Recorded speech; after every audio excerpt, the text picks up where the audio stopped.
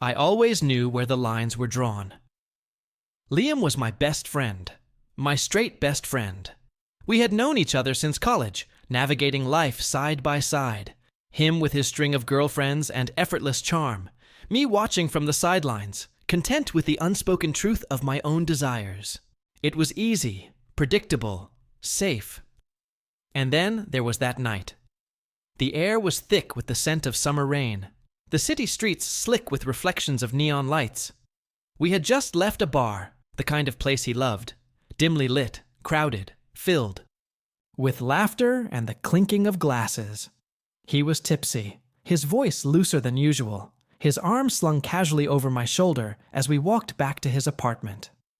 It was late, too late for trains, too late for excuses.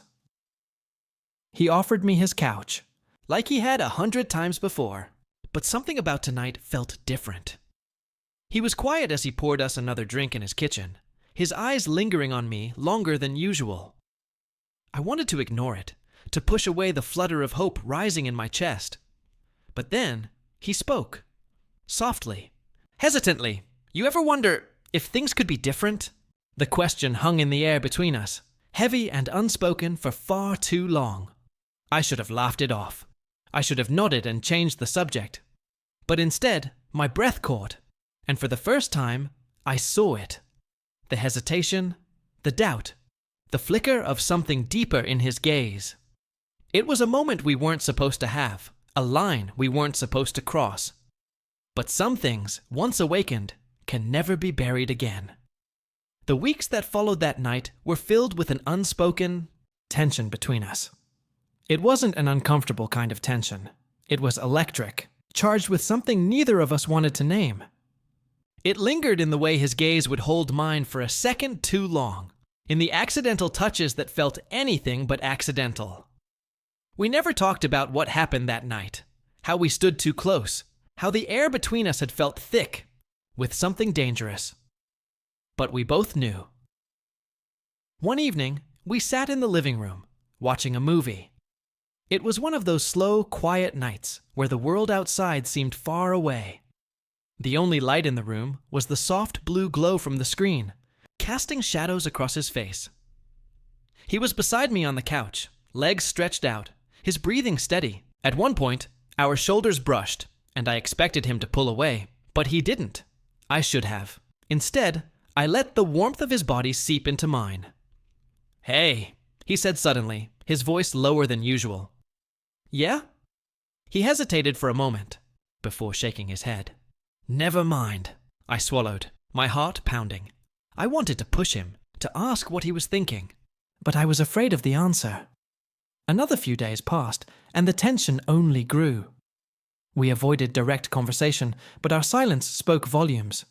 I caught him staring at me more often than before, his expression unreadable. Then came the night. That changed everything. It was late, and I was in my room, lying in bed, when I heard a knock at the door. My breath hitched. I knew it was him before I even got up to open it. He stood there, looking like he wanted to say something, but words failed him. Instead, he stepped inside, closing the door softly behind him. "I don't know what's wrong." "With me," he admitted, voice barely above a whisper. I stared at him, my pulse racing. "What do you mean?" He exhaled, running a hand through his hair. "I shouldn't be thinking about you like this."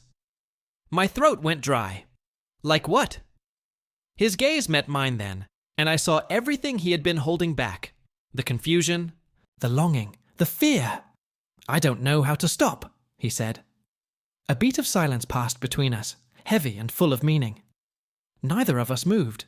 Neither of us breathed. Then, as if drawn by some invisible force, he stepped closer. My heartbeat roared in my ears. Every part of me screamed to step back, to create distance. But I didn't. I couldn't. His fingers brushed against mine, tentative, hesitant. A silent question. I answered without words, without thought.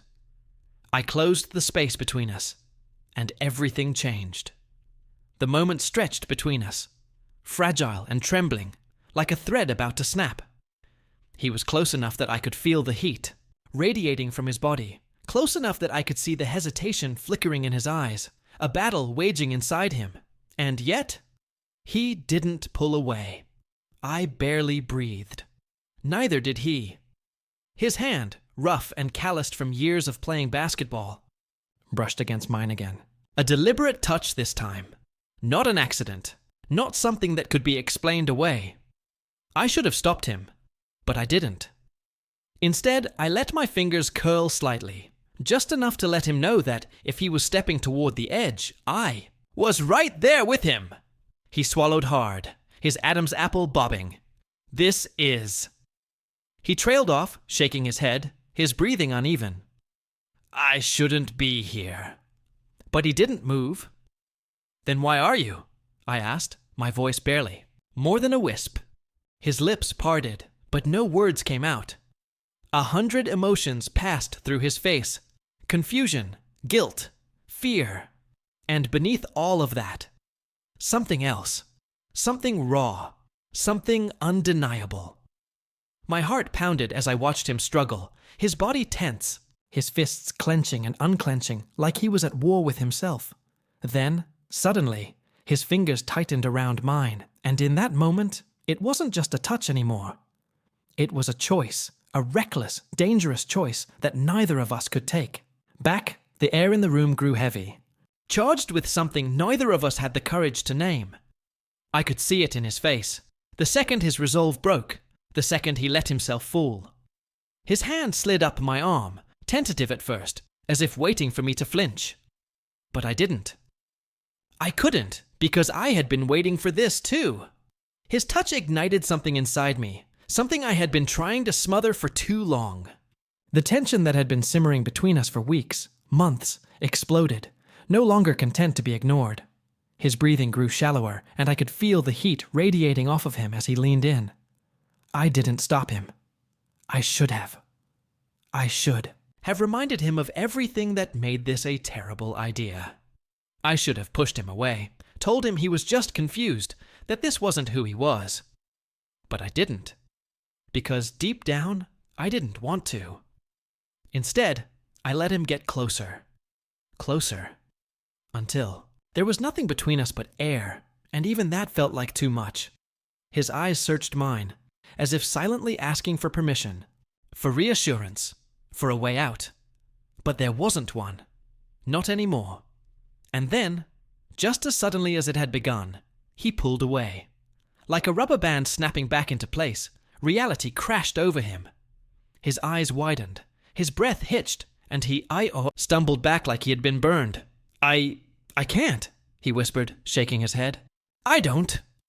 He ran a hand through his hair, pacing, breathing heavily.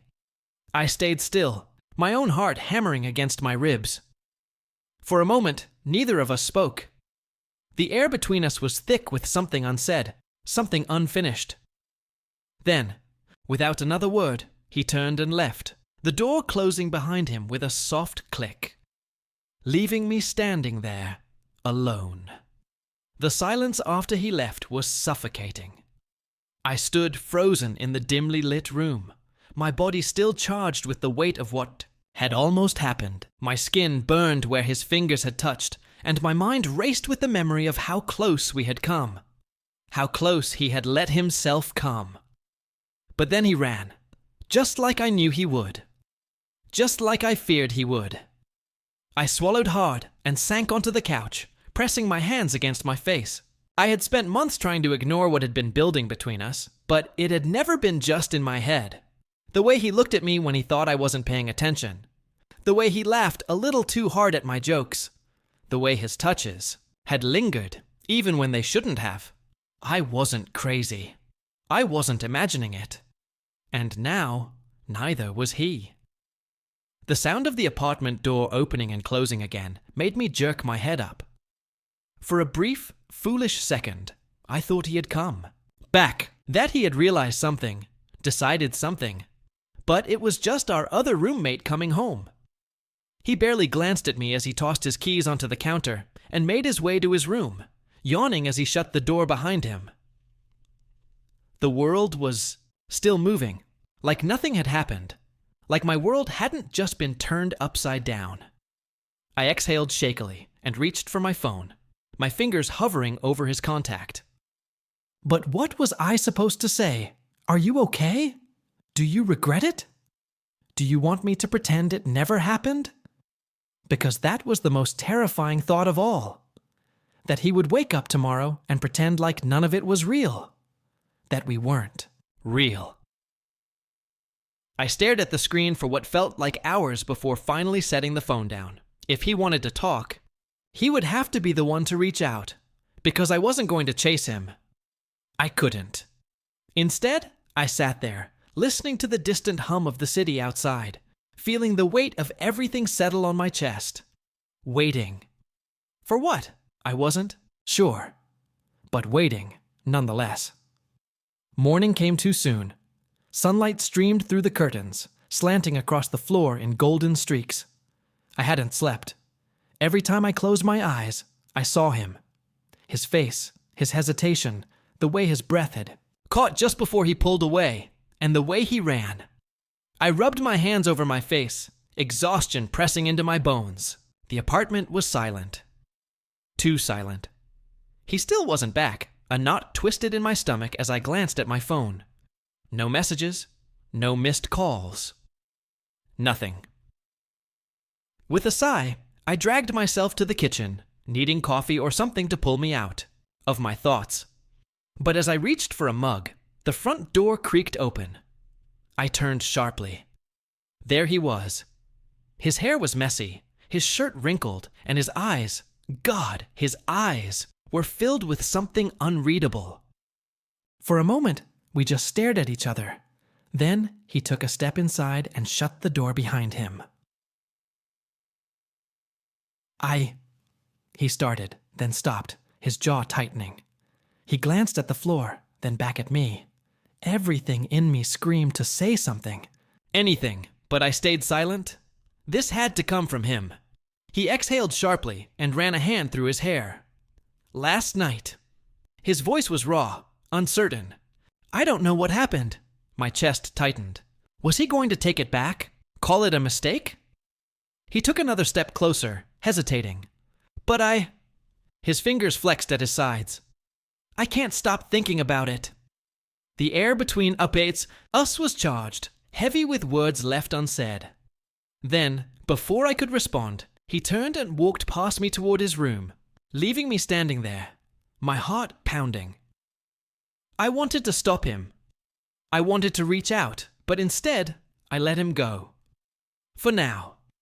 Because this wasn't over, not even close.